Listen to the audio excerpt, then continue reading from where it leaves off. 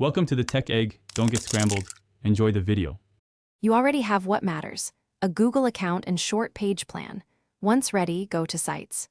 Google.com and click New Site to begin. Make the site name match your brand and add a header image to establish visual identity. Choose a template if you want structure fast, or select blank for full control. Pick a theme to set fonts and color palette, because consistent styling saves time when you add content later. Now build the site's spine. Add your core pages and arrange them in the left-hand Pages panel to define navigation. Use layout blocks to drop in headings, paragraphs, images, and buttons. Drag and resize to balance white space and emphasis.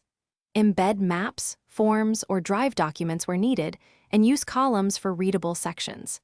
Make sure to set the navigation order and footer content, because visitors skim. Clear flow reduces bounce and guides people to your calls to action. When content looks right, click Publish and assign your site address or connect a custom domain. Make sure visibility settings match who should see it. Double-check sharing and permission levels so collaborators can edit but viewers only view.